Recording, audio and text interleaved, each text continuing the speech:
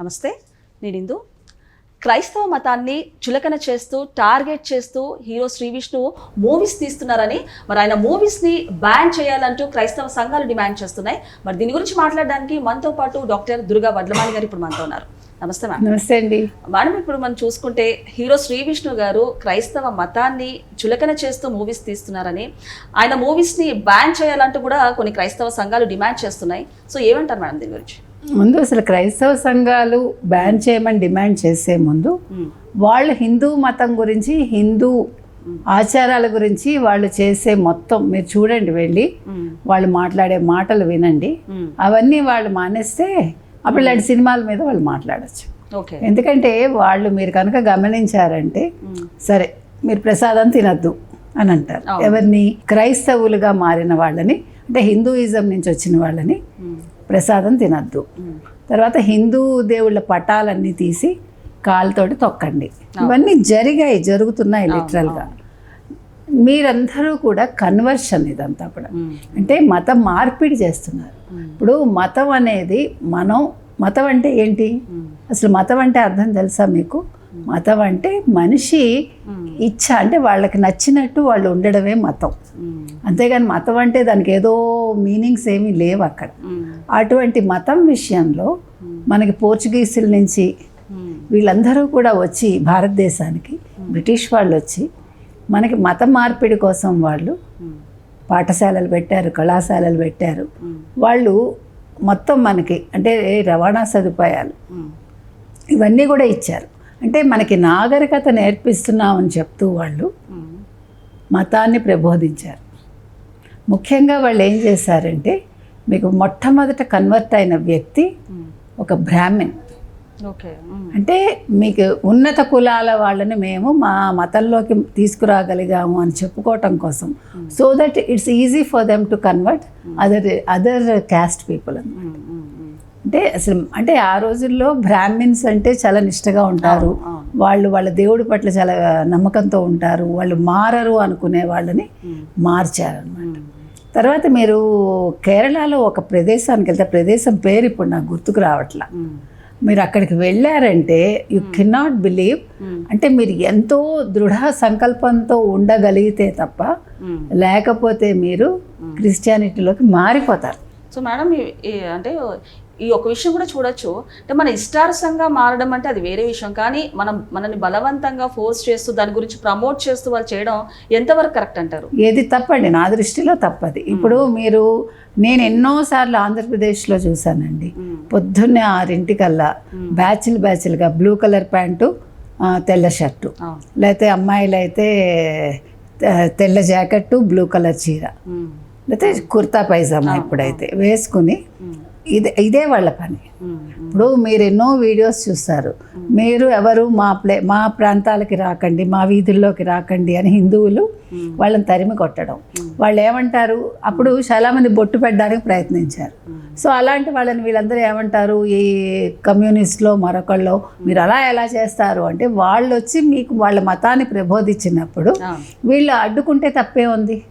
సరే, నువ్వు మా దగ్గరికి వచ్చావు కదా, మీ మతం గురించి మాకు కరపత్రాలు ఇస్తున్నావు కదా, అలాగే మేము కూడా బొట్టు పెడతాం, పెట్టుకోమంటారు. దే హ్యావ్ టు యాక్సెప్ట్ కదా. ఇప్పుడు నీ మతాన్ని తిడుతూ ఉన్నప్పుడు, ఇప్పుడు కొత్తగా ఆ మతం నీకేం చెప్తుంది? ఏమీ చెప్పట్లే. సరే, ఈక్వాలిటీ అంటున్నారండి. మరి ఇప్పుడు క్రిస్టియన్స్లో ఎన్ని రకాలు ఉన్నాయంటే మీరు నమ్ముతారా? రోమన్ క్యాథలిక్స్, తర్వాత ప్రొటెస్టెంట్స్, తర్వాత ఇంకా రకరకాలన్నమాట. తర్వాత చర్చెస్ కూడా ఎవరి చర్చిలు వాళ్ళకు ఉంటాయి. ఈ చర్చి వాళ్ళు అక్కడికి వెళ్ళరు, ఆ చర్చి వాళ్ళు ఇక్కడికి వెళ్ళరు, ఇక్కడ ఖననం చేసేవాళ్ళు అక్కడ ఖననం చేయరు. అంటే ఏం మారింది మీకు? మీరు మారండి, మతం మారదలుచుకుంటే మారండి, అది ఎవడు అబ్జెక్ట్ చేయడు. కానీ బలవంతంగా చేయటాన్ని మాత్రం నేను వ్యతిరేకిస్తాను. నెంబర్ 1. నెంబర్ 2, మీరు అన్నట్టుగా ఇప్పుడు ఈ మతం అనేది, ఇప్పుడు మీరు ఫస్ట్ నుంచి సినిమాలన్నీ చూసుకుని వస్తే బ్రాహ్మిన్స్ని కించపరుస్తూ ఎన్నో సినిమాలు వచ్చాయి. తర్వాత హిందూ మతాన్ని కించపరుస్తూ హిందువులే తీస్తారు సినిమాలు. హిందువులే. మీరు మొత్తం సినిమాలు ఇప్పుడు బ్యాన్ చేయాలనుకుంటే you have to start from the beginning almost, maybe, I don't know కదా. కాబట్టి ఇప్పుడు మనం శ్రీ విష్ణు దాకా వద్దాం. Sree Vishnu single cinema, single cinema పేరే సింగిల్ మూవీ.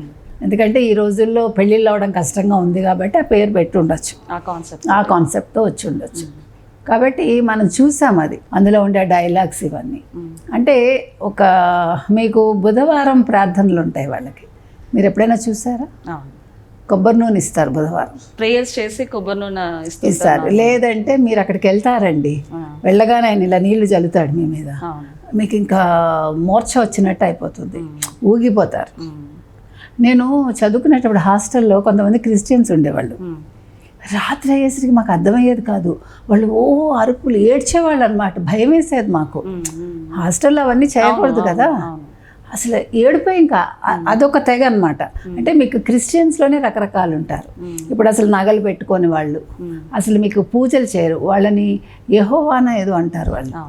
అంటే ఆ కమ్యూనిటీ నేను మొన్ననే అది మొత్తం వివరంగా కొద్దిగా తెలుసుకున్నాను. వాళ్ళు ఏంటంటే ఏ పండగలు చేసుకున్నారు, వాళ్ళకి క్రిస్మస్ కూడా ఉండదు, వాళ్ళు జీసస్ను కూడా అంటే ప్రార్థించరు. జీసస్ కంటే అబౌవ్, అంటే వీళ్ళందరూ దైవ పుత్రులు కదా, అసలైన దేవుడు కాదు కాబట్టి వాళ్ళకి అది చెందదన్నమాట.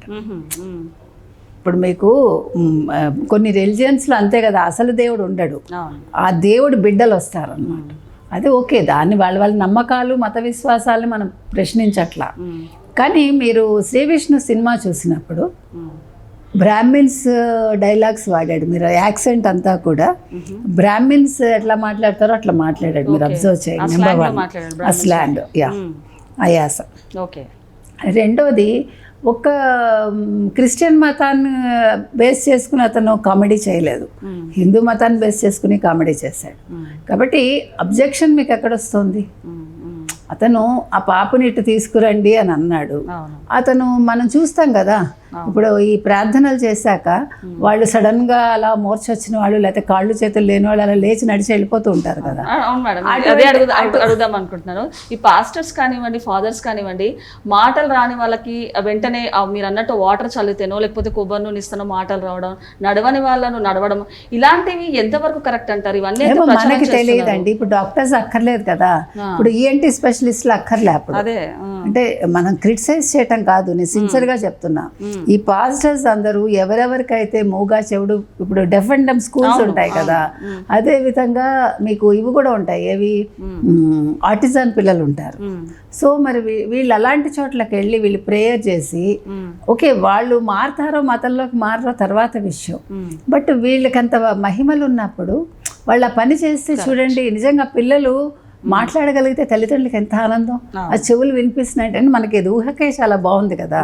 So what my request is, ఈ పాస్టర్స్ ఎవరైతే ఉన్నారో అంటే మరి వాళ్ళు ఎక్కడ వీళ్ళందరూ కూడా చదువుకుంటారో మనకు తెలీదు. ఈ డిపార్ట్మెంట్స్ ఉంటాయి మీకు తెలుసు కదా, సెయింట్ జాన్ సెమినరీ అవంతా ఉన్నాయి. అది కొన్ని సంవత్సరాలు వాళ్ళు చదువుకోవాలి,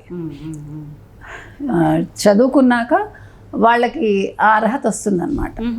కాబట్టి అలాంటి చదువుకున్న పాస్టర్స్ అయితే, ఎందుకు మీకు పగడాల ప్రవీణ్ చచ్చిపోయారు కదా, ఆయన కూడా మరి హిందూ మన శివుడికి సంబంధించిన శ్లోకాలన్నీ ఆయన ఉపయోగించుకున్నాడు క్రిస్టియన్స్కి. మీరు ఆయన వీడియోస్ చూస్తే మీకు తెలుస్తాయి.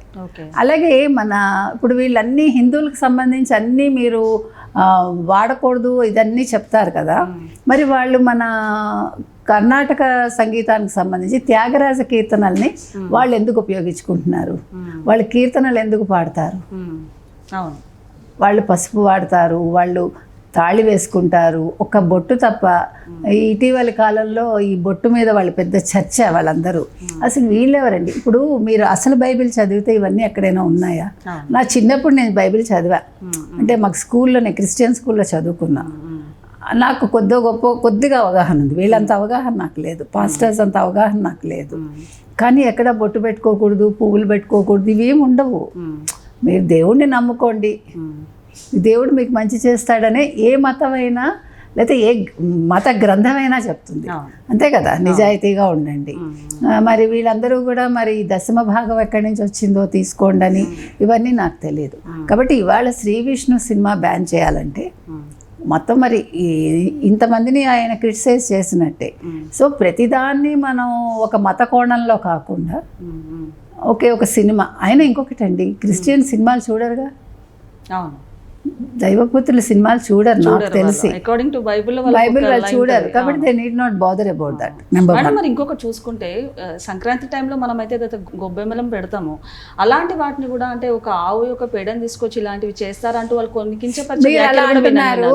మీకు మనం బతుకమ్మ ఆడాం కదా, అవును బతుకమ్మ తర్వాత ఇంకోటి ఏంటండి, వాళ్ళు ఇప్పుడు అవన్నీ కూడా ఏసయ్య మీద వాళ్ళు చేస్తున్నారు. అవన్నీ మన పండగలన్నీ కూడా వాళ్ళు కన్వర్ట్ చేసుకుని వాళ్ళు ఆడుతున్నారు. ఇంకా మరి మీ మతం ఏంటి మారింది? అయితే ఇప్పుడు మన హిందూ సంఘాలను కూడా వాళ్ళు కించపరిచినట్టే కదా.